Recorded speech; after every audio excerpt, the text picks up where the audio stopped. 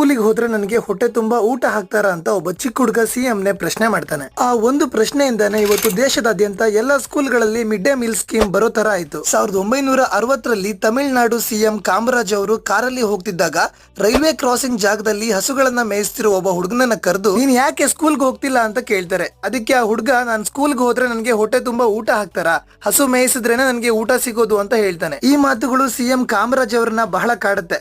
ಇದರಿಂದಾನೆ ತಮಿಳುನಾಡಲ್ಲಿ ಮಧ್ಯಾಹ್ನದ ಬಿಸಿಯೂಟ ಯೋಜನೆಯನ್ನ ಶುರು ಮಾಡ್ತಾರೆ. ಮುಂದೆ ಇದನ್ನೇ ಕೇಂದ್ರ ಸರ್ಕಾರ 1995ರಲ್ಲಿ ಮಿಡ್ ಡೇ ಮೀಲ್ಸ್ ಅಂತ ಹೆಸರಿಟ್ಟು ದೇಶ ವ್ಯಾಪ್ತಿಯಾಗಿ ಒಂದೊಂದೇ ಸ್ಟೇಟ್ ಅಲ್ಲಿ ಶುರು ಮಾಡ್ತಾರೆ. ಕರ್ನಾಟಕದಲ್ಲಿ 2002ರಲ್ಲಿ ಈ ಸ್ಕೀಮ್ ಶುರುವಾಯಿತು. ಎಜುಕೇಶನಲ್ ಇನ್ಫ್ರಾಸ್ಟ್ರಕ್ಚರ್ ಇಂಪ್ರೂವ್ ಮಾಡೋದ್ರಲ್ಲಿ ಬಹಳಷ್ಟು ಶ್ರಮಿಸಿರುವಂತಹ ಕಾಮರಾಜು ಅವರನ್ನ ಫಾದರ್ ಆಫ್ ದಿ ಎಜುಕೇಶನ್ ಅಂತಾನು ಕರೀತಾರೆ. ಕಾಮರಾಜು ಅವರ ಸಾವಿನ ನಂತರ ಅವರಿಗೆ ಭಾರತ ರತ್ನ ಕೊಟ್ಟು ಗೌರವಿಸಲಾಯಿತು. ಎಷ್ಟೋ ಬಡ ಮಕ್ಕಳ ಹೊಟ್ಟೆ ತುಂಬಿಸಿರುವಂತಹ ಈ ಮಿಡ್ ಡೇ ಮೀಲ್ ಸ್ಕೀಮ್ ಬಗ್ಗೆ, ಇದನ್ನ ಇಂಟ್ರೊಡ್ಯೂಸ್ ಮಾಡಿರುವಂತಹ ಕಾಮರಾಜು ಅವ್ರ ಬಗ್ಗೆ ನಿಮ್ಮ ಅಭಿಪ್ರಾಯನ ಕಾಮೆಂಟ್ ಅಲ್ಲಿ